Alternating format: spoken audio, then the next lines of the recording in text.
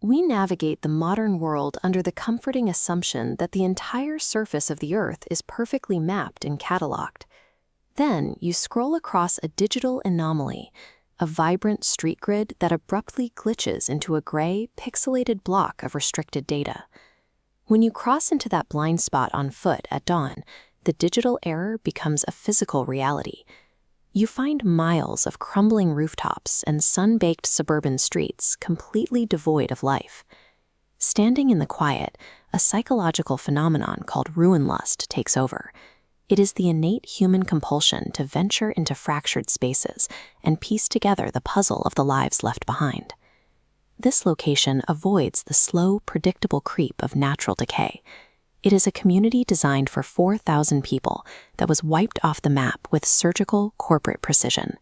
In 1948, Henry J. Kaiser built this as a company town. It existed for one reason: to house the workers extracting iron ore from the largest mining operation in the western United States.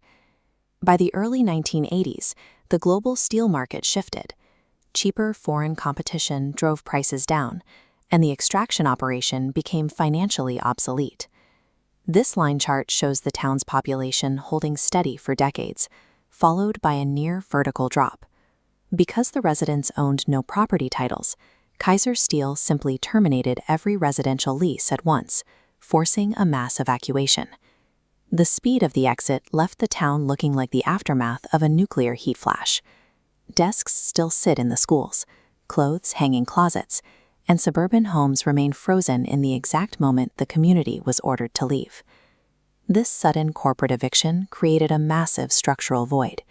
Stripping away the population while leaving the entire infrastructure intact sets a perfect, eerie stage for the human mind once the sun goes down.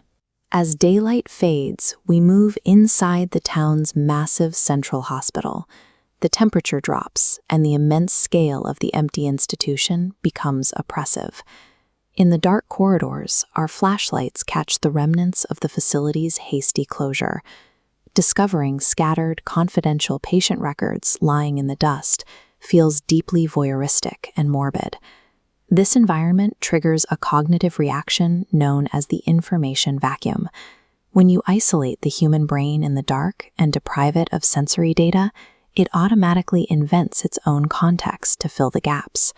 In this silence, trespassers consistently report tall shadow figures watching from the tree line, or the sound of heavy breathing just over their shoulders. We aren't witnessing the supernatural. These are biological survival instincts misfiring, as the brain desperately populates an empty room with potential threats to keep you alert.